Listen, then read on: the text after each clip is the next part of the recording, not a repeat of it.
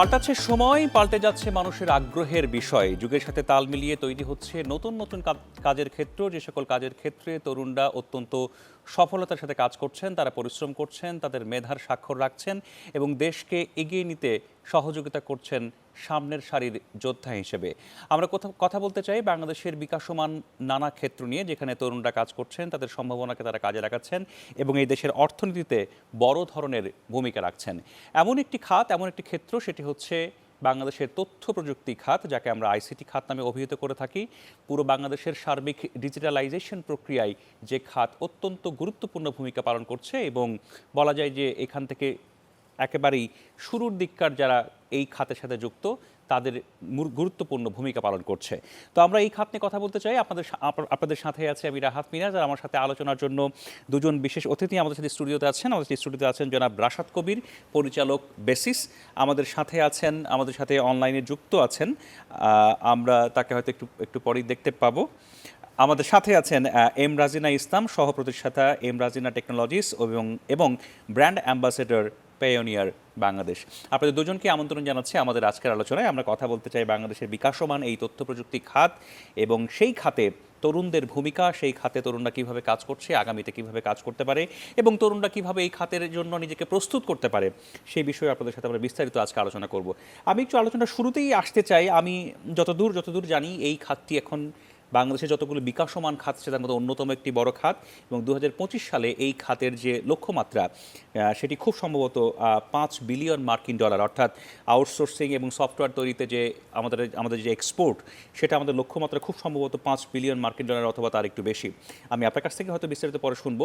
আমি একটু জানতে চাই যে এই যে আমাদের লক্ষ্যমাত্রা এবং খুব সম্ভবত 2020-এ আমরা $1.4 বিলিয়ন এরই মধ্যে আমরা অর্জন করতে সক্ষম হয়েছি। আমি একটু জানতে চাই যে এই যে এত বড় একটি খাত এবং যেই খাতে এত শ্রম যুক্ত আছে, ইয়াং ব্লাড যুক্ত আছে, ইয়াং ম্যান পাওয়ার যুক্ত আছে, এই খাতটির আসলে বর্তমানে বাংলাদেশের সার্বিক অবস্থাটা কোন জায়গায় রয়েছে?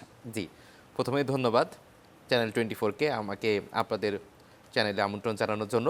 যদি আমি আমাদের আইসিটি খাতের এখন বর্তমান অবস্থার কথা বলি, আমাদের আইসিটি খাত এখন এক্সপোনেনশিয়াল গ্রাফের যে পিক আপ পয়েন্ট আছে না, আমরা বলি এরকম একটা পিক আপ পয়েন্টে আমরা অবস্থান করছি। অর্থাৎ এতদিন এক্সপোনেনশিয়াল গ্রাফটা কেমন হয়, কিছু পথ লিনিয়ার যায়, তারপরে খুব হঠাৎ করে ফ্লোরিশ হওয়া শুরু করে। আমাদের আইসিটি খাতের অবস্থাও এখন সেরকমভাবে আছে। আমরা এখন অনেক বড় আকারে ফ্লোরিশ হব বা অনেক আরও বেশি করে বিকাশমান হব, এরকম একটা অবস্থায় আমরা এখন দাঁড়িয়েছি।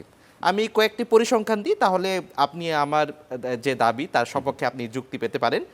2008 সালে আমাদের তথ্য প্রযুক্তি কোম্পানির সংখ্যা ছিল 300টির মতো, সফটওয়্যার কোম্পানির সংখ্যা ছিল এবং আমাদের রপ্তানি আয় ছিল মাত্র $26 মিলিয়ন। 2008 সালে 12ই ডিসেম্বর যখন মাননীয় প্রধানমন্ত্রী ডিজিটাল বাংলাদেশের রূপকল্প ঘোষণা করলেন এবং তখন থেকে যখন আমরা সরকারের সহযোগিতা পেলাম, সরকারের পলিসিগত হেল্প পেলাম, আমরা ইনফ্রাস্ট্রাকচার সহ আমাদের ইন্টারনেট ব্যবস্থার আমরা ব্যাপক উন্নতি দেখলাম, আমাদের হিউম্যান রিসোর্স ডেভেলপমেন্ট হলো সরকারি এবং বেসরকারি পৃষ্ঠপোষকতায়। এখন কিন্তু শুধুমাত্র বেসিসের কোম্পানির সংখ্যায়, বেসিসের আন্ডারে সফটওয়্যার কোম্পানির সংখ্যায় 1700 প্লাস, এবং এর বাইরেও কিন্তু এই 1700-তে কেমন জনশক্তি নিয়োজিত আছে?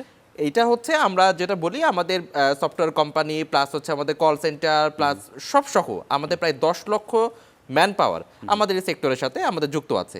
এবং যেটা বলছিলাম যে এখন আপনি আপনাদের শুরুতে বলছিলেন আমরা $1.4 বিলিয়ন আমরা ক্রস করেছি এবং যেটি হচ্ছে আমাদের টার্গেট আছে 2025 সাল নাগাদ আমরা $5 বিলিয়ন রপ্তানি আয় আমরা অর্জন করব এই তথ্য প্রযুক্তি খাত থেকে এবং 2025 সাল নাগাদ আমরা 20 লক্ষ মানুষের কর্মসংস্থানের ব্যবস্থা আমরা এই সেক্টর থেকে করতে পারবো।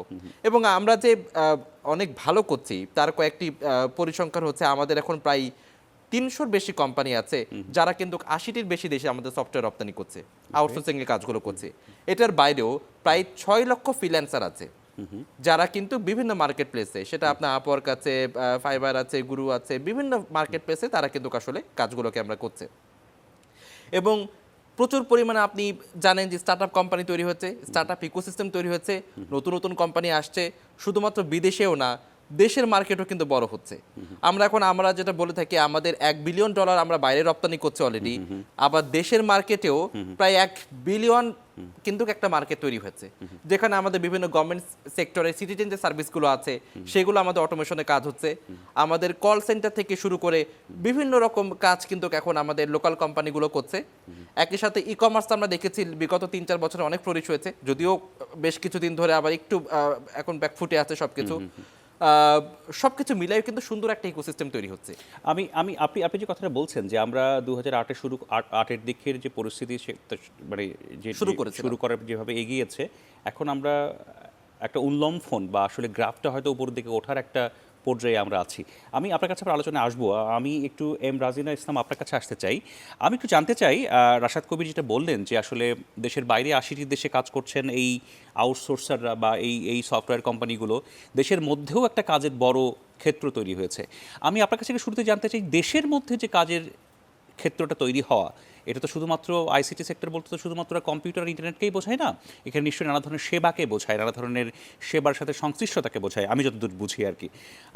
দেশের ভেতরের যে পরিবর্তন, এই পরিবর্তনটা আসলে এই সেক্টরের উন্নতি, বিকাশ এবং আমি বলবো যে জনশক্তি তৈরি এবং জনশক্তির আগামীতে সংযুক্ত হওয়ার ক্ষেত্রে কেমন ভূমিকা রাখছে? আচ্ছা, থ্যাংক ইউ আমাকে অ্যাকচুয়ালি কথা বলার অপরচুনিটি দেওয়ার জন্য এই প্রোগ্রামে। অ্যাকচুয়ালি এখন আপনারা দেখেন যে কোভিড এর সময়ে বাংলাদেশে কিন্তু বুম করেছে যেটা ই কমার্স। ম্যাক্সিমাম ফ্যামিলি থেকেই কেউ না কেউ দেখা যায় কোন একটা বিজনেস করছে। হ্যাঁ, তো আপনি যে বললেন লোকাল যে ডিমান্ডটা বেড়েছে, এখন লোকাল কিন্তু আগে সত্যি কথা বলতে আমি নিজে যখন 2011 সাল থেকে কাজ শুরু করি, আমি লোকালি কোথাও কাজ করতে চাই নাই। কারণ হচ্ছে প্রথম কথা, এখানে হচ্ছে পে স্কেলটা কম। আমি যখন ফ্রিল্যান্সিং শুরু করি, যে মার্কেট প্লেস গুলোতে কাজ করতাম, দেখেছিলাম যে আমি একাই কাজ করে অনেক বেশি অ্যামাউন্ট আর্ন করছি। কিন্তু আমি যদি বাংলাদেশে কোনো একটা এজেন্সিতে জয়েন করি, তখন আমার স্যালারিটা অত ভালো হচ্ছে না। তো যে কারণে হচ্ছে গ্লোবালি কাজ করার ইচ্ছাটা বেশি ছিল। কিন্তু এখন আবার দেখেন যে এই যে ই কমার্সটা বুম করার ফলে সবারই কিন্তু অনেক রকমের কাজের চাহিদা হচ্ছে। আমি একটা প্রোডাক্ট সেল করবো, আমার সেটা ছবি তুলতে হচ্ছে, রিটাচ করতে হচ্ছে, কন্টেন্ট লিখতে হচ্ছে, ভিডিও করতে হচ্ছে। তো লোকালি এই কাজগুলোর ডিমান্ড বেড়েছে। তবে আমি বলবো না যে লোকালি কাজ করে আমরা অ্যাকচুয়ালি ওই লেভেলের আর্ন করতে পারি যেটা আমরা গ্লোবালি করতে পারি। তো এই ক্ষেত্রে আমি বলবো গ্লোবালি বাংলাদেশের এখন যে অবস্থা, যদি আমরা কমিউনিকেশন স্কিলটা আরো ডেভেলপ না করি, আমরা কিন্তু মোটামুটি কাজ অনেকেই শিখছি, অনেকে গ্রাফিক্স শিখছে, অনেকে এখন দেখা যায় যে রাইটিং স্কিল ডেভেলপ করছে। হ্যাঁ, কিন্তু কমিউনিকেশনের জায়গাটা একটু ল্যাক রয়ে গেছে। আমার যে এজেন্সি আছে সেটাতে আমার এমপ্লয়ি যারা আছে তাদের সাথে কাজ করে যে এক্সপেরিয়েন্সটা হয়েছে, যে কাজ জানি কিন্তু আসলে কমিউনিকেশনটা ওভাবে জানি না।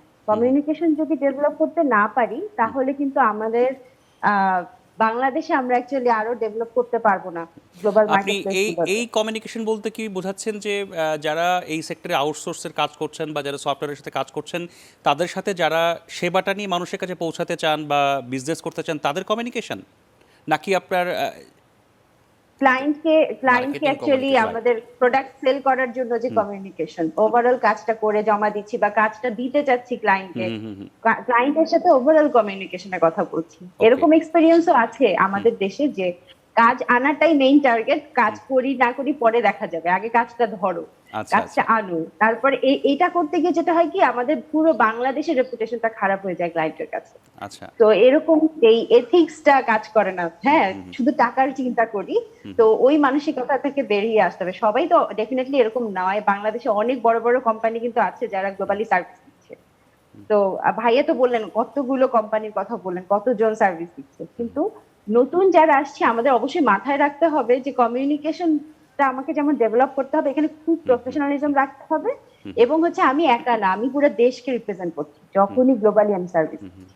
আমি আমি আপনার কাছে আরেকটা প্রশ্ন করতেই চাই, সেটা হচ্ছে যে এই যে খাতটি এগোচ্ছে বাংলাদেশের বিকাশমান তথ্য প্রযুক্তি খাত, যাকে আমরা আইসিটি খাত বলছি, যে আউটসোর্সিংয়ের কাজ হচ্ছে, সফটওয়্যারের কাজ হচ্ছে, ইনফরমেশন সার্ভিসের কাজ হচ্ছে, এই কাজের যে পুরো প্রক্রিয়া, এই প্রক্রিয়াতে তো তরুণরা, ইয়াংরা অনেক অনেক ভালো কাজ করছেন এবং বেসিস কাজ করছে, বেসিস প্রতি বছর অ্যাওয়ার্ড দিচ্ছে এবং বিভিন্ন ক্ষেত্রে উৎসাহ দিচ্ছে। আমি আমি যত জানি আপনিও মনে হয় অ্যাওয়ার্ড পেয়েছেন ২-১ বছর আগে।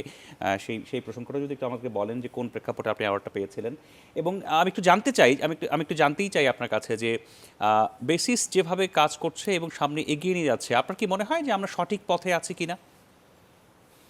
আচ্ছা, আমার কিন্তু আমি বলবো যে একটা অ্যাওয়ার্ড পেলে মানুষ অনেক কিছু করে ফেলে তা নয়, বাট অ্যাওয়ার্ড হচ্ছে সবচেয়ে বড় একটা অনুপ্রেরণার অংশ।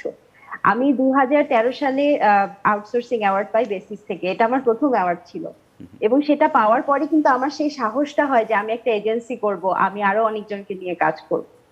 তো এইটার জন্য আমি অলওয়েজই কৃতজ্ঞ বেসিসের কাছে, যে ওটা একটা বুস্ট ছিল আমার জন্য, যে আমি আসলে কিছু করতে চাই, আরো বড় কিছু করতে চাই।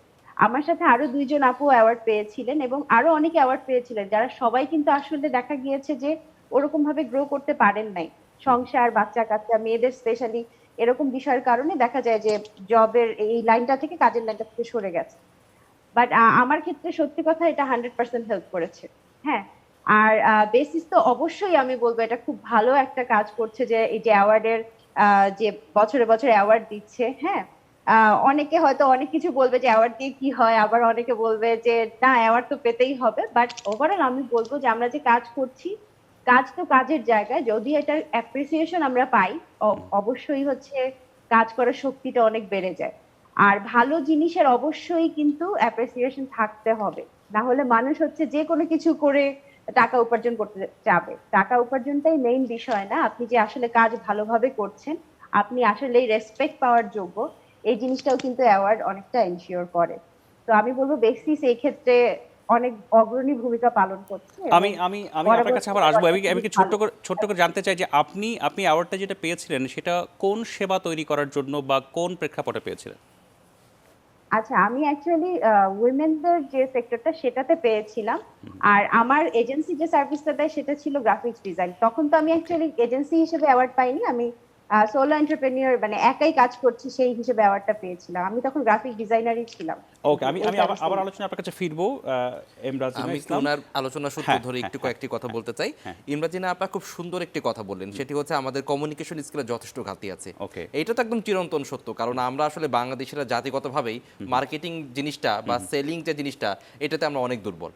তো আমাদের পার্শ্ববর্তী দেশের কথা যদি চিন্তা করি, আমরা ভারত, ওরা যেভাবে আসলে এগ্রেসিভ মার্কেটিং করে, ইনফ্যাক্ট যদি আপনি ফিলিপিন বলেন বা ভিয়েতনাম বলেন, ওরা যেভাবে আসলে এগ্রেসিভ মার্কেটিং করে কাজগুলোকে নিয়ে আসছে, আমরা সেখানে বাংলাদেশের সফটওয়্যার কোম্পানিগুলো বা আইটি সেক্টরটা এখানে আমাদের যথেষ্ট দুর্বলতা আছে।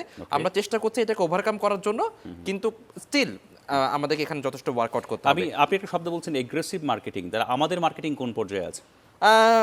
এখন আমরা বলবো যে খুব নরমাল লেভেলেই আছে, কারণ স্টার্টিং পর্যায়ে, স্টার্টিং পর্যায়ে বলতে পারেন। কারণ আপনি 2008 এর কথা বলছিলেন যে 8 এর পর থেকে আমাদের একটা বিকাশ হয়েছে, 8 এর পর থেকে আমাদের একটা বুম হয়েছে, 8 এর পর থেকে আমাদের নতুন করে শুরু করার সুযোগ তৈরি হয়েছে। তার আগে কি বাংলাদেশে এই কাজগুলো হয়নি একেবারেই? না, হয়েছে। যেমন তখনও তো $26 মিলিয়ন ছিল, কিন্তু যেভাবে আপনার একটা শিশু যখন আসলে বড় হয়, তখন তাকে কিন্তু পরিচর্যা করতে হয়। ঠিক একইভাবে আপনার যখন একটা শিল্পকে আপনাকে বড় করতে হবে, সেখানে আপনার সরকারের সাপোর্ট লাগবে, আপনার ইনফ্রাস্ট্রাকচার সাপোর্টটা লাগবে, হ্যাঁ, যদি আপনার হিউম্যান রিসোর্স ডেভেলপমেন্টের সাপোর্টটা লাগবে। আমাদের ইনফ্যাক্ট যখন আমরা ব্যবসা শুরু করেছিলাম 2013 সাল 14 সালের দিকে এসে, তখনও যখন আমরা কাজ পাচ্ছিলাম, কিন্তু কাজ তোলার জন্য যে পরিমাণ আসলে লোকবল থাকা দরকার ছিল, সেই পরিমাণ লোকবল ছিল না। মানে এটা বাস্তব কথা। তো আপনার যদি তখন আপনার ইনফ্রাস্ট্রাকচার না থাকে, আপনার যদি লোকবল না থাকে, আপনি তাহলে ইন্ডাস্ট্রিটাকে ফ্লোরিশ করবেন কিভাবে? থ্যাঙ্কস টু দ্য গভর্নমেন্ট, তারা বিভিন্ন ইনিশিয়েটিভ ভাবে নিয়েছে। একে যেমন তারা আসলে আমাদের, একটু আগে আমি বলছিলাম আপনার সাথে অনুষ্ঠান শুরুর আগে, 2024 সাল পর্যন্ত সরকার আমাদেরকে ট্যাক্স এক্সামটেড করে দিয়েছে। আমাদের এখানে ইনফ্রাস্ট্রাকচারগতভাবে ডেভেলপমেন্ট হচ্ছে। সরকার 30টা মতো হাইটেক পার্ক অলরেডি তৈরি করেছে, এবং পরবর্তীতে প্ল্যান আছে যে প্রতি জেলায় জেলায় ইনকিউবেশন সেন্টার করবে। এটি একটি ইনফ্রাস্ট্রাকচার সুবিধা সরকার করেছে। এবং আমাদের এই তথ্য প্রযুক্তি খাতের জন্য সবচেয়ে বড় যে অক্সিজেন বা কাঁচামাল যেটাকে আমরা বলি ইন্টারনেট, সেই ইন্টারনেট, ব্রডব্যান্ড ইন্টারনেট কিন্তু এখন প্রায় উপজেলা পর্যন্ত চলে গেছে। এবং এই যে এখন সারা বাংলাদেশ ব্যাপী যে সফটওয়্যার কোম্পানি তৈরি হচ্ছে, ইমরাজিনা আপার মতো বা প্রায় 6 লক্ষ ফ্রিল্যান্সার সারা বাংলাদেশ ব্যাপী কাজ করেছে। কিন্তু বাংলাদেশে তো ইন্টারনেটের গতি বিশ্বের বিভিন্ন দেশের তুলনায় অনেক কম। বা তারপরে যেটা হয়েছে সেটা আসলে কাজ করার জন্য আমি বলবো সাফিসিয়েন্ট, কিন্তু এটাকে আসলে আরো ওয়ার্কআউট করতে হবে। আচ্ছা, আরেকটি বিষয় আমি যেটা আমাদের আলোচনা করা দরকার, যেটা ইমরাজিনা আপা বলছিলেন যে কমিউনিকেশন স্কিলে তো ডেভেলপমেন্ট আছে, আর একটা জায়গায় আমরা আসলে অনেক ভুল করে থাকি, সেটা হচ্ছে আমরা সস্তায় শ্রমটা বিক্রি করি। আচ্ছা। আপনি যখন আসলে মেধা নিয়ে বা আপনি যখন আসলে ব্রেন নিয়ে আপনি কাজ করবেন, মেধা সত্ত্ব নিয়ে যখন আপনার মেন কাঁচামাল হবে, তখন যদি আপনি আসলে প্রাইস কমাই বা দাম কমাই যদি আমরা মার্কেট প্লেসে বিক্রি করি আমাদের সেবাটাকে, বা আমরা যদি আমাদের সফটওয়্যার ভ্যালুটাকে কমাই দিই, আলটিমেটলি কিন্তু এই ইন্ডাস্ট্রি গ্রো আপ করবে না বা আমরা আসলে সাস্টেন করতে পারবো না।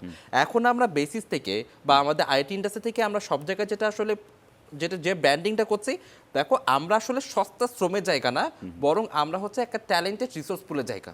ওকে। কারণ আমাদের এখন যে ইঞ্জিনিয়াররা বের হচ্ছে, আমরা বলছি প্রতি বছর প্রায় 20,000 ইঞ্জিনিয়ার সিএসসি গ্র্যাজুয়েট বিভিন্ন ইউনিভার্সিটি থেকে বের হচ্ছে।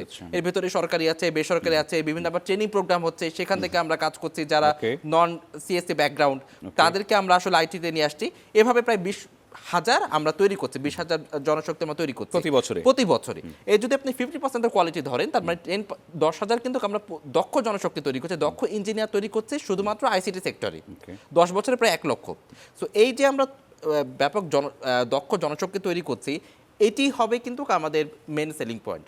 আমরা এখন বলছি তোমরা যদি এখন কোয়ালিটি আউটপুট চাও, কোয়ালিটি সফটওয়্যার ডেভেলপমেন্ট চাও, দেন কাম টু দ্য বাংলাদেশ। এবং আমরা যে ভালো করছি তার অনেক উদাহরণ কিন্তু আমরা বিগত কয়েক বছরে দেখছি। আমাদের আপনি বিশ্বের যত বড় বড় কোম্পানি দেখেন, আপনি ফেসবুক থেকে শুরু করে আপনি গুগল, অ্যামাজন, ইন্টেল, সব জায়গায় দেখবেন যে বাংলাদেশি ইঞ্জিনিয়ার এখন কাজ করছে, অনেক ভালো রকমের সুযোগ পাচ্ছে এবং তারা কিন্তু সেখানে যথেষ্ট রকমের ভালো করছে।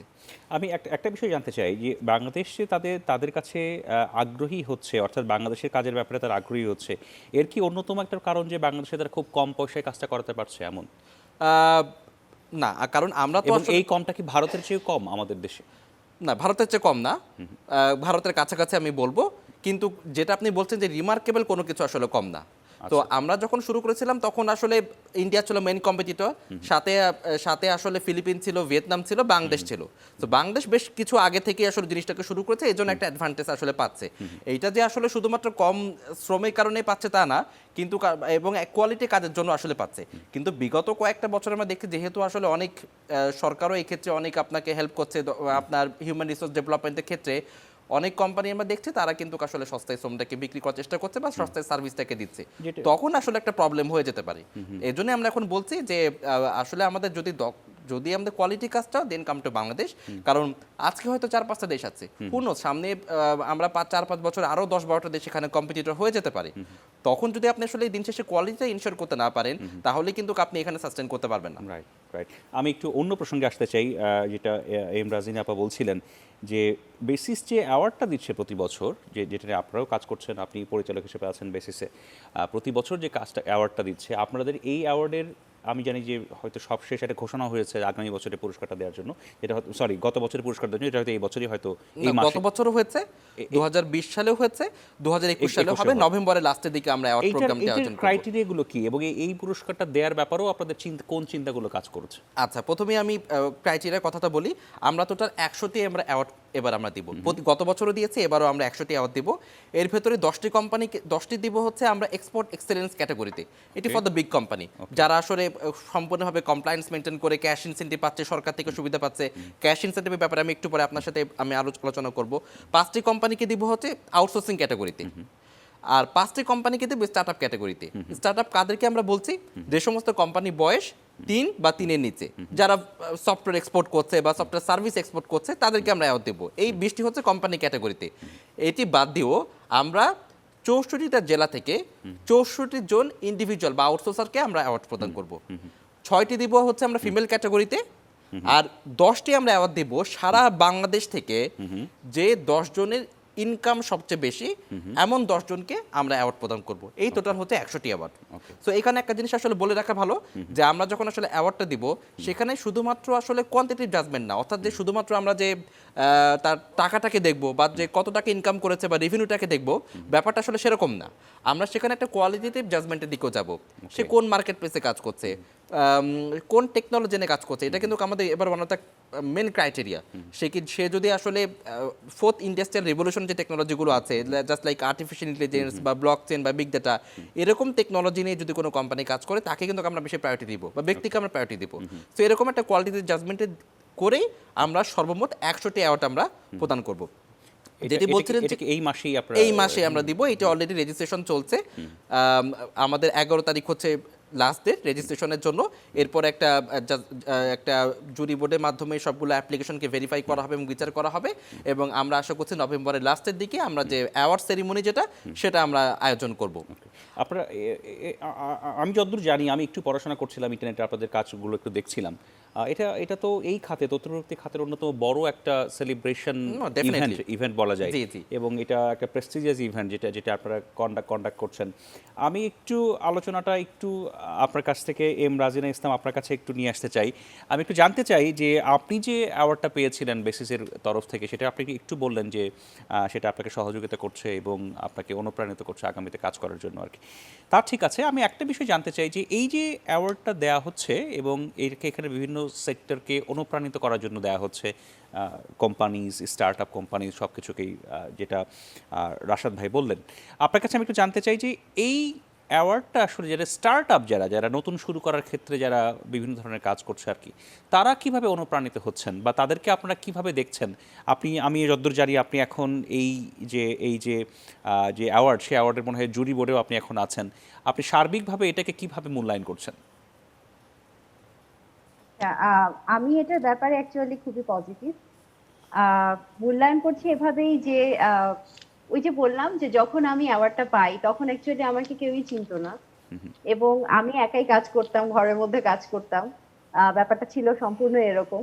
তো যখন অ্যাওয়ার্ড পাই প্রথম, তো অ্যাওয়ার্ড পাওয়ার পরে যখন ওই হল রুমটা থেকে বের হয়ে আসি তখন দেখা যায় সাংবাদিকরা পিছনে ঘুরছে যে আপু আপনার একটা ইন্টারভিউ করব বা আপু আপনাকে নিয়ে লিখবো। হ্যাঁ, তো এই জিনিসগুলো অ্যাকচুয়ালি আমাকে অনেক কিছু শিখিয়েছে। হ্যাঁ, অনেক কিছু শিখিয়েছে, যেমন মিডিয়াতে এখন কথা বলতে পারি, এই কনফিডেন্সটাও কিন্তু একসময় ছিল না। তো ওই যে বললাম একা একা কাজ করতাম, তো আমি কি জাস্ট হচ্ছে অনার্সে পড়ি, অনার্সে থার্ড ইয়ারে পড়ি, ওই সময় থেকে কাজ শুরু করা। তো সেখান থেকে এখন আমি একটা ছোট্টখাটো এজেন্সি চালাচ্ছি, এখানে যারা কাজ করছেন তাদের সংসার কিন্তু আমার এখানে স্যালারি থেকে চলছে, এবং দেখা যাচ্ছে পেওনিয়ারের মতো একটা কোম্পানির ব্র্যান্ড অ্যাম্বাসিডর হিসেবে নিযুক্ত হয়েছি সেই 2016-তে, এবং সেটার বিভিন্ন ইভেন্ট করছি সারা বাংলাদেশে। তো এই কনফিডেন্স গুলো যে এসেছে, এগুলো যে আমাকে তৈরি করেছে, আমি বলবো যে এটা শুরুটা কিন্তু ওখান থেকে। হ্যাঁ, কারণ ওই যে বললাম অনেক কিছু ফেস করেছি, মিডিয়াকে ফেস করেছি, কথা বলেছি বিভিন্ন জায়গায় স্পিচ দিয়েছি, কাজ কিভাবে করি সেটার ওয়ার্কশপ নিয়েছি। তো আমি বলবো যে এটা খুবই লুক্রেটিভ। যদি এরকম আমরা কেউ মিস করে থাকি যে হ্যাঁ আমি কাজ করছি খুব ভালো কিন্তু আমি অ্যাওয়ার্ডের জন্য অ্যাপ্লাই করছি না, আমি বলবো যে করা উচিত। বিকজ ইউ নেভার নো যে আপনাকে এটা কতটা ইন্সপায়ার করতে পারে এবং এক সময় কোথায় নিয়ে যেতে পারে। তো যত কমিউনিটি ওয়ার্ক করবেন, শুধু নিজে ঘরে বসে ইনকাম করলে হবে না, কমিউনিটিতেও হেল্প করতে হবে, যা জানি সেটা মানুষের মধ্যে ছড়িয়ে দিতে হবে। এটাতে কিন্তু কম্পিটিশন বাড়বে না, সবাই মিলে গ্রো করতে পারবো। তো ওইটাই বলবো যে নতুন যারা, তাদেরকে তো এটা খুবই ইন্সপায়ার করা উচিত, তাদের মাথায় রাখা উচিত যে এমরাজিনা আপু একসময় একদম ইয়াং ছিল, নতুন ছিল, সেখান থেকে কিন্তু আপু এত দূর এসেছে। তো এটাই বলবো যে হ্যাঁ, অ্যাওয়ার্ডটা খুবই হেল্পফুল। আপনারা যারা আর কি জানেন তারা অবশ্যই অ্যাপ্লাই করুন। আমি একটু অ্যাড করতে চাচ্ছি যে এটা তো একটা ব্যাপার আছে, সেই যাকে আমরা অ্যাওয়ার্ড দিচ্ছি সে ইন্সপায়ার্ড হচ্ছে, সে আরো বড় পরিসরে কাজ করছে। এইটার বাইরেও কিন্তু বৃহত্তর কয়েকটা অ্যাঙ্গেল চিন্তা করে আমরা কিন্তু অ্যাওয়ার্ড প্রোগ্রামটা আয়োজন করি। একটা হচ্ছে বাংলাদেশ থেকে, আচ্ছা, আমরা সেই বিষয়ে একটু শুনবো আপনার কথা, অর্থাৎ এই বিভিন্ন ধরনের ভাগের কথা আমরা শুনবো, যেটা আপনারা লক্ষ্য নিয়ে এই কাজটি করছেন। আমাদের বিরতির একটা সময় হয়ে গেছে। দর্শক, আপনারা আছেন আনোয়ার সিমেন্ট মুক্ত কণ্ঠ অনুষ্ঠানে, চ্যানেল 24-এর নিয়মিত আয়োজন। আমরা আজকের এই অনুষ্ঠানে আলোচনা করছি বাংলাদেশের তথ্য প্রযুক্তি খাত নিয়ে। আমরা আগামীতেও আলোচনাটি চলবে বিরতির পরে। এতক্ষণ নিশ্চিত বিরতির পরে আপনাদেরকে আমরা সাথে পাবো। সময় হলো একটা বিরতির, ফিরছি একটু পরে।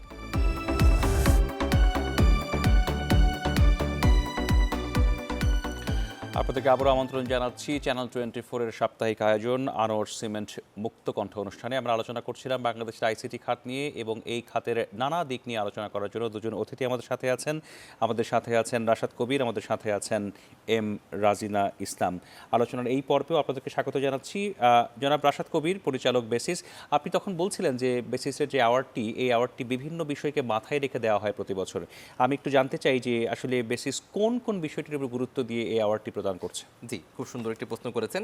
আমাদের একটা গ্রেটার চিন্তা আছে বা গ্রেটার একটা বড় একটা ভাবনা আছে, যেটার জন্যই কিন্তু আমরা 2011 সাল থেকে আমরা অ্যাওয়ার্ড প্রোগ্রামটি আমরা আয়োজন করছি। সবচেয়ে বড় যে মেসেজটি দেওয়া, সেটি হচ্ছে আমাদের লোকাল মার্কেটও কিন্তু অনেক কাজ হচ্ছে। কিন্তু আপনি 5-6 বছর আগেও যদি দেখতেন, এই কাজগুলোকে কিন্তু আসলে ইন্ডিয়ান কোম্পানি বা শ্রীলঙ্কান কোম্পানি এসে করে নিয়ে যেত লোকাল কাজগুলো। লোকাল কাজগুলো বাইরের দেশে কোম্পানি এসে করে নিয়ে যেত। কিন্তু বাংলাদেশেরও যে অনেক কোম্পানি আছে যারা বাইরে অনেক বড় বড় প্রজেক্ট করছে, ইনক্লুডিং গভর্নমেন্ট প্রজেক্ট করছে। যেমন বাংলাদেশে একটা কোম্পানি আছে যারা মাদাগাস্কারে গার্মেন্টসে ফুল অটোমেশন করছে। ওকে, বাংলাদেশে একটি কোম্পানি কঙ্গোতে টোল অটোমেশনে কাজ করছে। ভুটানে, নেপালে ইজিপি কাজ যেটা সেটা কিন্তু বাংলাদেশে কোম্পানি করেছে। এই যে বড় বড় সাফল্যগুলো আছে বা বড় বড় যে সাকসেস স্টোরিগুলো আছে, এইগুলো কিন্তু আমাদের দেশের মানুষরা বা দেশের কোম্পানিগুলো জানতো না। আমি অন্য এপার্ট ফ্রম আইটেম অন্য কোম্পানিগুলোর কথা বলছি। যখন আসলে আমরা যে অ্যাওয়ার্ড প্রোগ্রামটি দিচ্ছি বা এই কোম্পানিগুলোকে আমরা রিকগনাইজ করছি, তখন এই মেসেজটা কিন্তু লোকাল ইন্ডাস্ট্রিতে চলে যাচ্ছে যে না, বাংলাদেশের কোম্পানিগুলো এখন ক্যাপাবেল, বাংলাদেশে এখন খুবই যোগ্য এবং তারা যে কোনো ধরনের সফটওয়্যার সলিউশন তৈরি করতে সক্ষম। এটি একটা উদ্দেশ্য। দ্বিতীয়ত যে উদ্দেশ্যটি আছে সেটি হচ্ছে বেসিস কিন্তু এখন একটা ব্র্যান্ড হয়ে গেছে। এটা শুধুমাত্র দেশের ভেতরেই না, দেশের বাইরে হয়ে যাচ্ছে। এবং আমরা অনেক কোম্পানি থেকে ফিডব্যাক পেয়েছি, তারা যখন বেসিস থেকে যে রিকগনিশনটা পাচ্ছে, এটি যখন তাদের ক্লায়েন্টগুলোকে বা পটেনশিয়াল কাস্টমার যারা আছে তাদের কাছে প্রেজেন্ট করছে যে তারা বেসিস থেকে এরকম একটা অ্যাওয়ার্ড পেয়েছে, এটি কিন্তু তাদের ব্যবসা পাওয়ার ক্ষেত্রে অনেক বেশি আসলে হেল্প করেছে। সো এই সব কিছু মিলাই এই যে শুধুমাত্র যে ইন্ডিভিজুয়াল বা আছে বা কোম্পানিগুলো আছে তাদের তো ইন্সপায়ার করা এটা একটা উদ্দেশ্যই, কিন্তু কারো বড় অ্যাঙ্গেল থেকে যেন আমাদের আইটি ইন্ডাস্ট্রি বড় হতে পারে, দেশের মার্কেটে যেন আমরা দেশীয় কোম্পানিগুলোর স্বার্থ সংরক্ষণ করতে পারি, সবকিছু চিন্তা ভাবনা করি কিন্তু আমাদের এই এবং নিশ্চিতভাবে সেটা যারা যারা অ্যাওয়ার্ডই যারা অ্যাওয়ার্ড পাচ্ছেন তাদের প্রোফাইলটাকে সমৃদ্ধ করছে। ডেফিনেটলি অবশ্যই। এবং আপনারা এত বড় একটা ব্র্যান্ডেড পুরস্কার তারা পাচ্ছে। আমি একটু দেখছিলাম যে আসলে এই খাতের কাজের বিভিন্ন দিক আর কি। আমি একটু তথ্যপত্রে পেলাম যে আমরা United States, United Kingdom, European Union, United Arab আমিরাত, Saudi Arab, South Africa, Malaysia এবং সিঙ্গাপুর, এই দেশগুলো অনেক অনেক কাজ বাংলাদেশকে দিচ্ছে, অর্থাৎ বাংলাদেশ কাজগুলো পাচ্ছে। তো এই সকল দেশের যে এত বড় বড় কাজ, এই কাজের জন্য যে ম্যান পাওয়ার, সেটা কি যথাযথ? আর আরেকটা ছোট্ট প্রশ্নকে অ্যাড করে দিতে চাই, যারা এই সেক্টরে আসতে চান, শুরু করে আসতে চান, বিভিন্ন প্রাইভেট ইউনিভার্সিটি, পাবলিক ইউনিভার্সিটি থেকে কম্পিউটার সায়েন্স পড়ে হয়তো তারা আসেন, যারা আসতে চান তাদের জন্য কি কোয়ালিটি বা কি ভিশন নিয়ে আসা উচিত? আমি এই আপনার প্রশ্নের আশাটাকে আমি আরো একটু বলতে চাচ্ছি। ইউএসএ এখনো আমাদের খুব বড় মার্কেট আছে। আমরা ইউরোপের কাছে আমাদের সবচেয়ে বড় মার্কেট কোন দেশ এখনো পর্যন্ত? ইউএসএ। ইউএস যা রেভিনিউ আছে সবই এখন ইউএসএ থেকে। এরপরে আছে আপনার ইউরোপে, তারপরে আপনার জাপান, তারপর মিডল ইস্ট, অস্ট্রেলিয়া, এই দেশগুলো আছে। কিন্তু এটি বাইরেও আমরা এখন যেটি বেসিস থেকে বারবার করে বলার চেষ্টা করছি এবং সরকারের সাথেও এটা নিয়ে আমাদের নিয়মিত ডায়ালগ হচ্ছে এবং আমরা নেগোসিয়েশন করছি, সামনের দিকে বড় একটি মার্কেট হবে কিন্তু আফ্রিকা এবং বাংলাদেশের চাইতে, বাংলাদেশের মতো অথবা বাংলাদেশের চাইতে অনুন্নত যে দেশগুলো আছে, এই দেশগুলো কিন্তু আমাদের সামনের দিকে বড় একটি মার্কেট তৈরি হতে যাচ্ছে। কারণ আমরা 2008 সালে শুরু করেছিলাম ডিজিটাল বাংলাদেশের যে রূপকথা বা গল্প, সেটি কিন্তু শুরু করেছিলাম 2008 সাল থেকে। এখন কিন্তু যে আফ্রিকার দেশগুলো আছে তারা কিন্তু এই ডিজিটাল যে প্রোগ্রামটা বা ডিজিটাল যে আপনার বলেন যে অটোমেশনটা, এটি কিন্তু শুরু করছে বিভিন্ন নামে। কেউ ডিজিটাল রুয়ান্ডা, কেউ digital Kenya, digital Ghana, digital flagship programme বিভিন্ন নামে হচ্ছে। সবচেয়ে বড় যে অপরচুনিটি যেটি ওয়েট করছে বাংলাদেশের জন্য, বাংলাদেশে যেমন অনেক আইটি কোম্পানি আছে, ওই সমস্ত দেশে কাজগুলোকে তোলার জন্য সেরকম লেভেলেই আইটি কোম্পানি কিন্তু নাই। এবং বাংলাদেশে এই যে 2008 সাল থেকে শুরু হয়েছে সিটিজেন সার্ভিস অটোমেশন, আমাদের কিন্তু কমপক্ষে 100টি কোম্পানি দাঁড়িয়ে গেছে যারা গভর্নমেন্টের এই সিটিজেন সার্ভিস অটোমেশনের ক্ষেত্রে বেশ ভালো দক্ষতা অর্জন করেছে। আমরা যদি G2G লেভেলে, গভর্নমেন্ট টু গভর্নমেন্ট লেভেলে সেই চ্যানেল অ্যাপটা করতে পারি বা কমিউনিকেশনটা করতে পারি, তাহলে কিন্তু এই যে বড় মার্কেট বা পটেনশিয়াল যে মার্কেটটা আছে, সেটি কিন্তু আমরা গ্র্যাব করতে সক্ষম হব। এবং এই জন্য কিন্তু কাজ করা আমাদের এখন থেকেই খুব জরুরি। এখন থেকে আমাদের আমি ওই জায়গাটা আসছিলাম যে ম্যান পাওয়ার আমাদের প্রয়োজন এই কাজের জন্য, সেই ম্যান পাওয়ার আপনারা কিভাবে পাচ্ছেন? এটা কি পাবলিক ইউনিভার্সিটি, প্রাইভেট ইউনিভার্সিটি থেকে কম্পিউটার সায়েন্সে পড়া ছেলেপেলেরাই আসছেন, নাকি অন্যরাও আসতে পারছেন যাদেরকে আপনারা অন্যভাবে তৈরি করে দিচ্ছেন? এইখানে দুই ধরনের লোকই প্রয়োজন। একটা হচ্ছে অ্যাডভান্স টেকনোলজি ক্ষেত্রে, আমরা যখন খুব হাই লেভেলের সফটওয়্যার তৈরি করতে হচ্ছে বা আমরা গেম ডেভেলপমেন্ট করতে হচ্ছে, সেইখানে কিন্তু আপনার কম্পিউটার সায়েন্সেরই ছেলে পেলে আমাদেরকে দরকার। এবং সেখানে যেমন পাবলিক ইউনিভার্সিটিগুলো কাজ করছে, ঠিক তেমনি বিগত আমরা 4-5 বছরে দেখছি প্রাইভেট ইউনিভার্সিটি থেকেও কিন্তু অনেক ভালো ভালো আমরা গ্র্যাজুয়েট বা আমরা জনবল আমরা পাচ্ছি। এবং আরেকটা বিষয় এখানে আসলে বলে রাখা ভালো যে আমরা কিন্তু এখন 4র্থ শিল্প বিপ্লবে প্রবেশ করেছি এবং আমাদের কিন্তু অ্যাডভান্স টেকনোলজি নিয়ে কাজ করতে হচ্ছে। সো যেমন এআই নিয়ে আমি একটু আগে বলছিলাম, এআই নিয়ে আমরা কাজ করছি, ব্লক চেনে কাজ করছি, সাইবার সিকিউরিটি নিয়ে কাজ করছি, আইওটি নিয়ে কাজ করছি।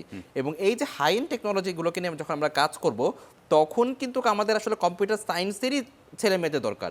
এবং শুধু কম্পিউটার সায়েন্স নয়, যারা খুব ভালো জানে, ভালো পারে, এমন লেভেল দরকার। এটি হচ্ছে আপনার টেকনিক্যাল ব্যাকগ্রাউন্ড থেকে। আরেকটি হচ্ছে এইটার বাইরেও কিন্তু অনেক কাজ আছে, যেমন আপনার গ্রাফিক ডিজাইনের কাজ আছে, আপনার ডিজিটাল মার্কেটিং এর কাজ আছে, বা নর্মাল ওয়েব অ্যাপ্লিকেশন ডেভেলপমেন্টের কাজ আছে, বা আপনার কল সেন্টার, সেখানেও অনেক অনেক মানুষের দরকার আছে।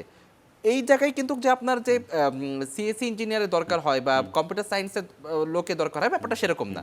এইখান থেকে আপনার নন টেকনিক্যাল, নন ব্যাকগ্রাউন্ড থেকেও এখানে আমরা আসতে পারি। তার মানে পূর্ণাঙ্গ মেধার সাথে শ্রম সংক্রান্ত কাজও অনেক রাইট রয়েছে। রাইট রাইট এবং আরেকটি যে ব্যাপারটি আছে যে যেগুলো আপনার নর্মাল কাজ, যেমন সিম্পল ওয়েবসাইট ডেভেলপমেন্ট বা ওয়েব অ্যাপ্লিকেশন ডেভেলপমেন্ট, সেখানে কিন্তু এখন গভর্নমেন্টে অনেকগুলো ইনিশিয়েটিভ আছে, অনেকগুলো প্রোগ্রাম আছে। সেখানে যারা আপনার আউট অফ সিএসসি এমন কোর্স করার পরও তারা 6 মাসের বা 1 বছরের কোর্স করে তারাও কিন্তু এই ইন্ডাস্ট্রিতে। ওকে, আমি আবারও আপনার কাছে আসবো জনাব রাশাদ কবির। এবার আসতে চাই জনাব এম রাজিনা আপনার কাছে। আমরা একটু সম্ভাবনার কথাই শুনলাম অনেক রাশাদ সাহেবের কাছ থেকে। আপনার কাছে একটু জানতে চাই যে আসলে সম্ভাবনা তো আছেই, আবার হয়তো কিছু সমস্যা বা বাধাও রয়েছে আমাদের এই চলার পথে আর কি, বা এই কাজটাকে সঠিকভাবে চলার পথে আর কি। আমরা যে লক্ষ্য নিয়ে এগোচ্ছি 2025-এ $5 বিলিয়ন মার্কিন ডলারের যে লক্ষ্য নিয়ে আমরা এগোচ্ছি, এবং পুরো বাংলাদেশকে যেভাবে আমরা সামনে এগিয়ে নেওয়ার চেষ্টা করছি এবং একই সাথে বিশ্বে যে মার্কেট তৈরি করার চেষ্টা করছি, এই যে এই চেষ্টার পেছনে আপনি সমস্যা কি দেখেন? আমরা যদি সমস্যার কথা একটু জানতে চাই, আর সমাধানটাই বা কিভাবে আসতে পারে? আচ্ছা, সমস্যাগুলো আছে। সমস্যাগুলো যেগুলো আমি ফেস করেছি, দেখেছি অনেক বেশি। একটা বলেছি অলরেডি, কমিউনিকেশন স্কিলের অভাব আছে আমাদের। একা যখন কেউ কাজ করছে, এমনও আছে যে ওয়াইফ কাজ করছে বা হাজবেন্ড কাজ করছে, প্রোফাইল বানিয়েছে ওয়াইফের নামে, বা ওয়াইফ কাজ করছে প্রোফাইল বানিয়েছে হাজবেন্ডের নামে। তো হাজবেন্ড দেখা যায় কথাবার্তাগুলো বলছে, ওয়াইফ আসলে কাজটা পারে, বা ভাইস ভার্সা আর কি। তো এই ক্ষেত্রে দেখা যায় যে কমিউনিকেশন স্কিলটা যেহেতু খুব একটা ভালো না, সেহেতু গ্রো হচ্ছে না, ওই একাই কাজ করছে। অনেকে আছে একা কাজ করতে পছন্দ করে, অনেকে আছে যে বড় টিম করে কাজ করতে চায় কিন্তু পারে না, কারণ এত কাজ আনতে পারে না, কারণ ওইভাবে ক্লায়েন্টের সাথে কমিউনিকেট করতে পারে না। এটার সাথে আবার একটা ব্যাপার আছে, যেটা হচ্ছে এথিক্স এর অভাব। এথিক্স এর চর্চাটা কম। আপনি দেখবেন যে মিডিয়াতে বা বিভিন্ন জায়গায় যখনই আমরা কোনো ফ্রিল্যান্সারকে পরিচিত করি, আমরা সবসময় বলি যে সে মাসে এত লক্ষ টাকা ইনকাম করে। তো আমরা হচ্ছে টাকা দিয়েই হচ্ছে জিনিসটাকে লুক্রেটিভ করছি যে এত এত ইনকাম করা যায়। হ্যাঁ, কিন্তু এটার পিছনে তাকে কিন্তু সেরকম শ্রম দিতে হয়, কাজটা ভালোভাবে জানতে হয়। হ্যাঁ, তো এই যে প্রত্যেকটা জিনিস, এগুলোর সাথে এথিক্সও জড়িত। ওই যে আমি বললাম না যে কাজ এনে কোনোভাবে আনলাম, তারপরে করতে পারি পারি, না পারলে নাই। হ্যাঁ, এভাবে দেশের একটা ভাবমূর্তি নষ্ট হচ্ছে। তো এথিক্স এর অভাব আছে। এবং as ambassador of an international company, পেওনিয়ারের অ্যাম্বাসেডর হওয়ার সুবাদে দেখেছি যে অনেক অ্যাকাউন্ট সাসপেন্ড হয়ে যায়, এবং তারা বলে যে কেন সাসপেন্ড হলো, তারা কিন্তু রুলস গুলো ভাঙছে।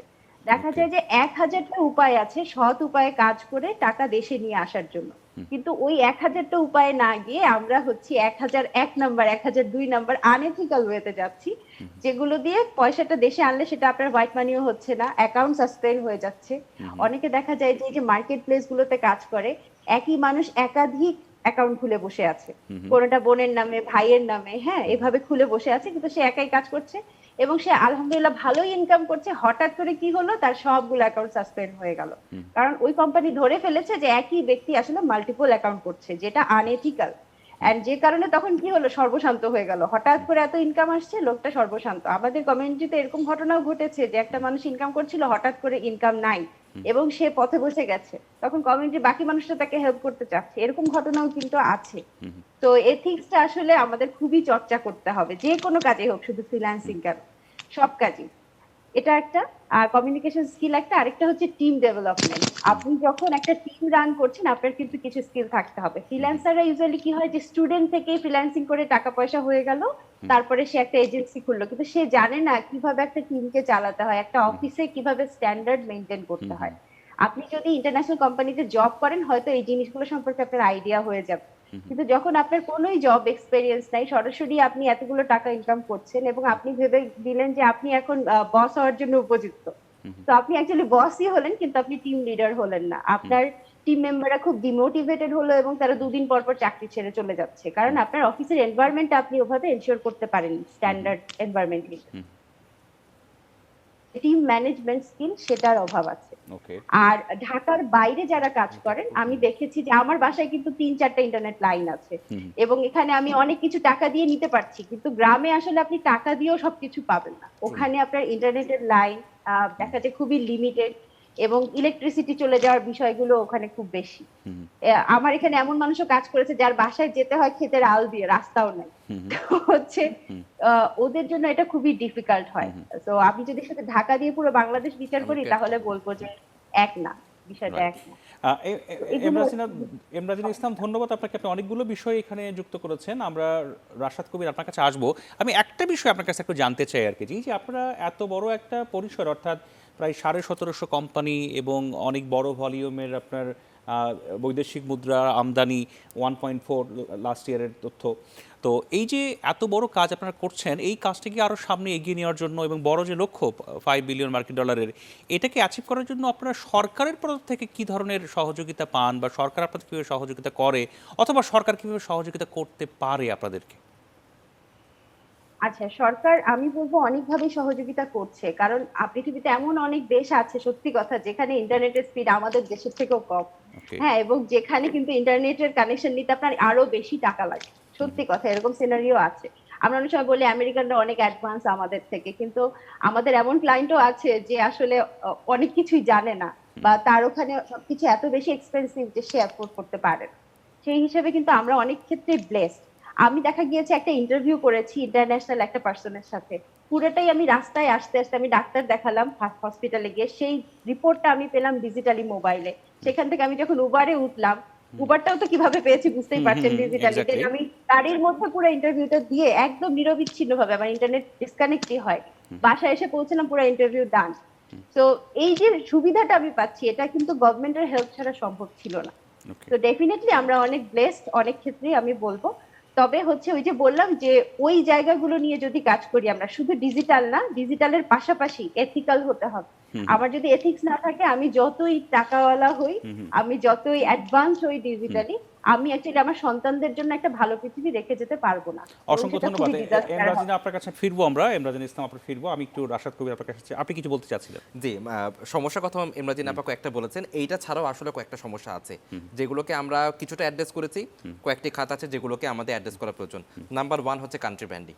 আপনি যখন বড় পরিসরে চিন্তা করবেন, আপনার বাংলাদেশের ব্র্যান্ডিংটা অ্যাজ এ আইসিটি ডেস্টিনেশন হিসাবে সেইভাবে যদি আপনি বহির্বিশ্বের কাছে তুলে ধরতে না পারেন, তাহলে কিন্তু আমরা সেই ক্ষুদ্র ক্ষুদ্র কাজ নিয়ে আমাদের সন্তুষ্ট থাকতে হবে। আমরা যে বড় পরিসরে চিন্তা করছি, $5 বিলিয়ন রপ্তানি আয়ের চিন্তা করছি, এই লার্জ স্কেল কাজ কিন্তু আমরা করতে পারবো না। অলরেডি এটা নিয়ে ওয়ার্কআউট করা হচ্ছে। বিভিন্ন দেশে আমরা আসলে বিভিন্ন রকম সেমিনার বা এক্সপো করছি। আমরা বেসিস থেকে গত বছর একটা উদ্যোগ নিয়েছি, সেটি হচ্ছে বেসিস জাপান ডেস্ক আমরা তৈরি করেছি, যেটি হচ্ছে বাংলাদেশের যে কোম্পানিগুলো জাপানে ব্যবসা করছে বা করতে ইন্টারেস্টেড তাদের জন্য একটা জাপান ডেস্ক তৈরি করা, জাপানেও একটা বাংলাদেশ ডেস্ক তৈরি করার ব্যাপারে কাজ হচ্ছে। এবং এটি ছাড়া আরও 4টি রিজনে, এর মধ্যে একটা হচ্ছে ইউএসএতে, একটা হচ্ছে ইউরোপে, একটা আফ্রিকাতে এবং একটা মিডল ইস্টে, 4টা ডেস্ক করার কার্যক্রম কিন্তু আমাদের চলমান হয়েছে। যেই ডেস্কগুলো কাজই করবে, গভর্নমেন্টের ভাষায় হাব বলা হচ্ছে, আইসিটি হাব করার চেষ্টা করা হচ্ছে, যেগুলোর কাজই আসলে হবে ওই সব দেশে বাংলাদেশে আইসিটি ইন্ডাস্ট্রি প্রমোশন করা, এবং দ্বিতীয়ত ওইখানে যে কাজের অপরচুনিটিগুলো আছে সেই কাজগুলো গ্র্যাব করা। এটি হচ্ছে একটা।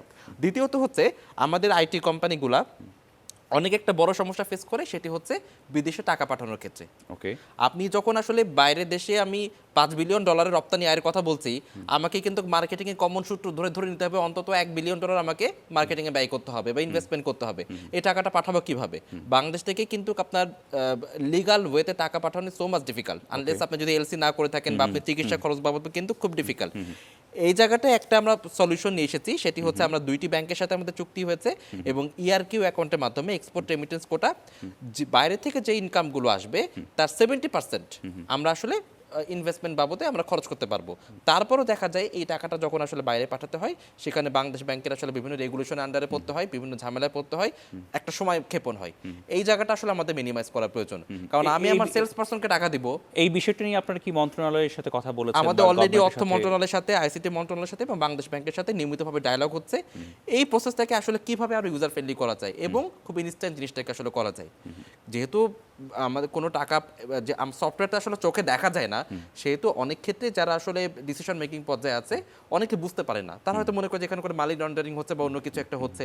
একটা সময় ইনফ্যাক্ট কিন্তু কমন পারসেপশন ছিল, ব্যাংকগুলো বিশ্বাস করতে চেত না। তো সেই সমস্যা থেকে বা সেই অবস্থা থেকে আমরা কিন্তু অনেকটা উঠিয়েছি, কিন্তু এই জায়গাগুলোতে আরও আসলে ওয়ার্কআউট করা প্রয়োজন। কারণ আমার যে সেলস পার্সন আছে তাকে আমি যদি তার কমিশনের টাকাটা দিতে 2 মাস লেট করি, সে কিন্তু পরবর্তীতে আমার জন্য আসলে কাজ করবে না। অন টাইমে দেওয়াটাই জরুরি। রাইট, এটা আবার খুব জরুরি আছে। আরেকটি হচ্ছে আপনি যেটা বলছিলেন যে সরকার কিভাবে আমাদেরকে হেল্প করছে, সরকার কিন্তু আমাদের ইন্ডাস্ট্রিকে বিল্ড আপ করার ক্ষেত্রে যথেষ্ট রকমভাবে সহায়তা করে যাচ্ছে। একে তো আমাদের ট্যাক্স এক্সামটেড 2024 সাল পর্যন্ত, যেটি আমরা বলছি অন্তত 2030 সাল পর্যন্ত করা হোক, কারণ আমাদের ইন্ডাস্ট্রিটিকে আরও যেন বিকশমান হয়। একই সাথে সরকার কিন্তু 2018 সাল থেকে আমাদের এক্সপোর্টের উপর 10% ক্যাশ ইনসেন্টিভ দিচ্ছে। অর্থাৎ আপনি যদি $10,000 ইনকাম করেন বা এক্সপোর্ট করেন, সরকার কিন্তু আপনাকে আরও কোনো ট্যাক্স তো কাটবেই না, পুরো $1,000 নগদ প্রণোদনা দিবে। সো এই লেভেলের যে সুবিধা বা সেটা কিন্তু সরকার আমাদেরকে আসলে দিচ্ছে, এবং এটা আসলে খুবই এটা অ্যাপ্রিসিয়েবল। শুধু কোম্পানির জন্য না, এই বছর থেকে সরকার যেটি উদ্যোগটি নিয়েছে সেটি হচ্ছে ফ্রিল্যান্সারদের ক্ষেত্রে 4% ক্যাশ ইনসেন্টিভ দিবে। এটা প্রসেসের ভেতর দিয়ে আছে। কারণ অনেকে দেখা যায় কি যে পেনড্রাইভের মাধ্যমে টাকা নিয়ে আসে বা ওয়েস্টার্ন ইউনিয়নের মাধ্যমে টাকা নিয়ে আসে, যেহেতু টাকা পাঠানোটা ডিফিকাল্ট, সেজন্য অনেকে ওই পেনড্রাইভ থেকে আবার টাকাটা নিয়ে আসে না, বা মার্কেট প্লেসে টাকাটা আসলে রেখে দেয় যাতে পরবর্তীতে খরচটা করা যায়। সরকার যদি আসলে এই 4% ইনসেন্টিভটা দেয়, তখন কিন্তু সেই ব্যক্তি টাকাটা দেশে আনতে তখন ইন্টারেস্ট হবে, এবং দেশের রেভিনিউ কিন্তু তখন আসলে বাড়বে, জিডিপিতে আসলে বড় হবে। ওকে, আমি আরেকটি বিষয়ের উপর জানতে চাই যে এটাই হয়তো আজকের আলোচনার আমাদের শেষ প্রশ্ন হবে বা শেষ দিকের আলোচনা হবে আর কি। যারা আসলে একটা স্বপ্ন নিয়ে এই খাতে আসতে চান, আইসিটি খাতে অবদান রাখতে চান, আইসিটি খাতে নিজের অবস্থান তৈরি করতে চান, এবং সার্বিকভাবে বাংলাদেশে যে ডিজিটালাইজেশন প্রোগ্রাম, যেটা বর্তমান সরকারের একটা বড় ভিশন বা বড় ভেঞ্চার, আর সেখানে অবদান রাখতে চান, এই মানুষগুলো আসলে কোন স্বপ্ন নিয়ে বা কোন ধরনের স্কিল নিয়ে এই খাতে আসবেন? এখন স্টার্টআপদের জন্য সবচেয়ে বড় সম্ভাবনা জায়গা হচ্ছে বাংলাদেশ। ওকে, কারণ বাংলাদেশে এখন 18 কোটি মানুষের একটি দেশ, এবং আমরা যখন সকালবেলা ঘুম থেকে উঠে রাতে ঘুমাতে যাই, দিনের মধ্যে আসলে 10 ধরনের প্রবলেম আমরা সলভ করি। আর যেখানে আসলে সমস্যা, সেখানে আসলে সম্ভাবনা। এই সম্ভাবনাময় যে জায়গাগুলো আছে সেটাকে যদি ইনোভেটিভ সলিউশন আকারে নিয়ে আসা যায়, আমরা কিন্তু অনেক বলতে পারেন যে নতুন স্টার্টআপ শুধু বাংলাদেশে তৈরি হওয়া সম্ভব। 18 কোটি জনগোষ্ঠী, আপনার ইউরোপে অনেকগুলো দেশ মিলেও 18 কোটি মানুষ নাই। সো এই অপরচুনিটিগুলো আসলে আমাদেরকে ইউটিলাইজ করতে হবে। আগামীতে আমাদের ইন্টারনাল মার্কেট তো অনেক বড় হবে, বিদেশে তো হবে, ইন্টারনাল মার্কেটও বড় হবে। একটা তথ্য আমি জানতে চাই, বাংলাদেশের যে ইন্টারনাল মার্কেট, এই মার্কেটে বিদেশিদের আধিপত্য কেমন?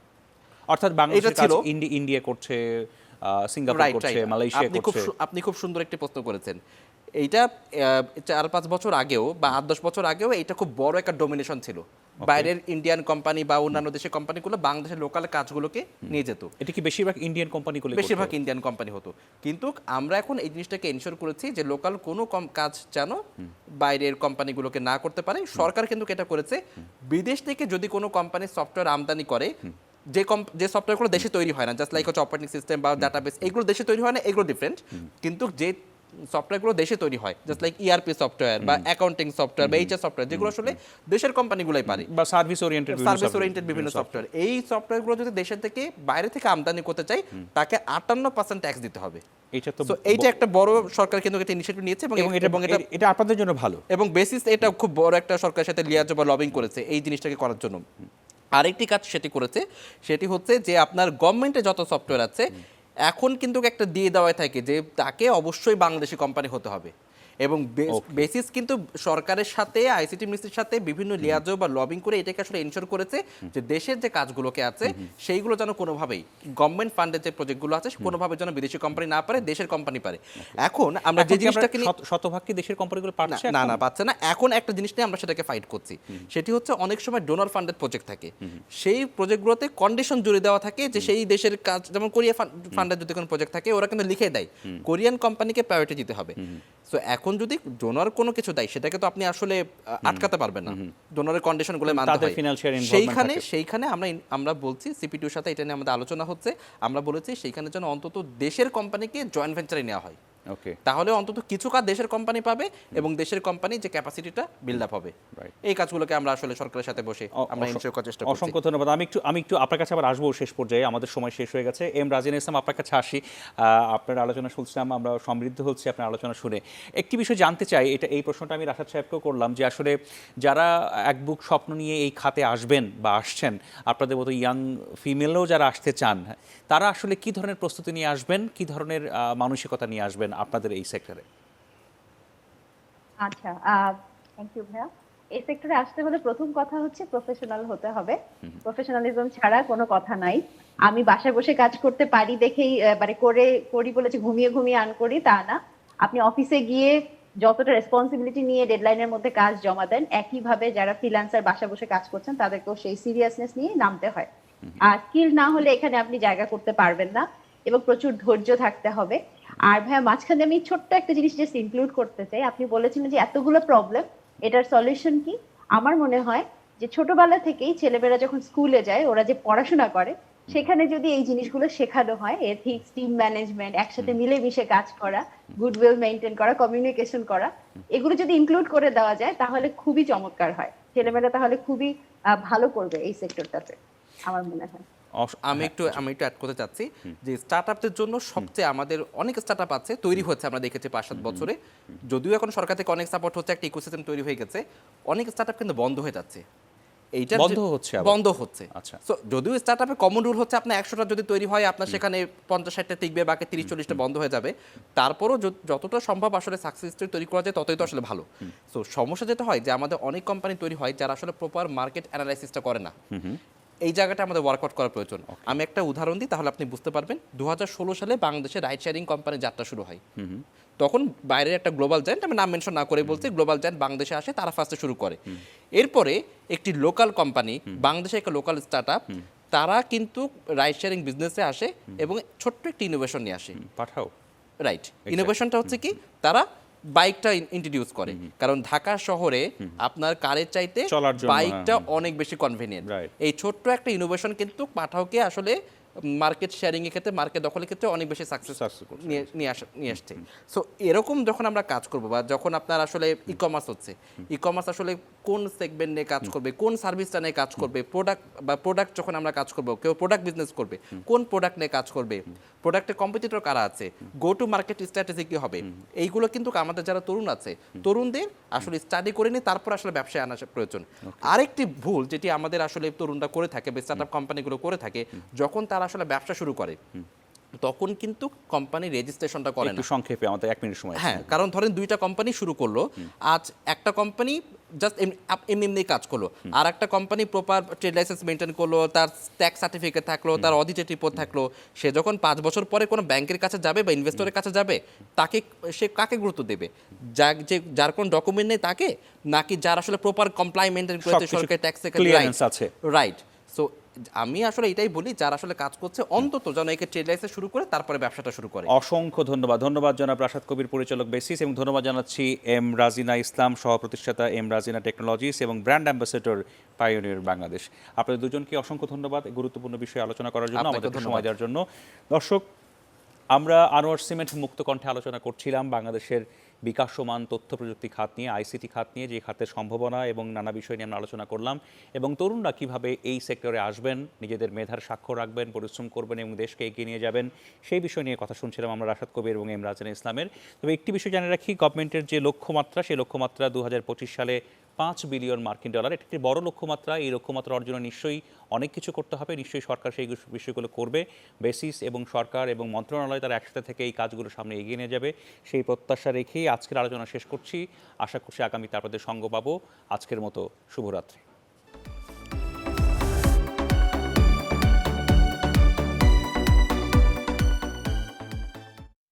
সব সময় সব দিকের সব খবর পেতে সাবস্ক্রাইব করুন এবং বেল আইকনটি প্রেস করে আপডেট থাকুন।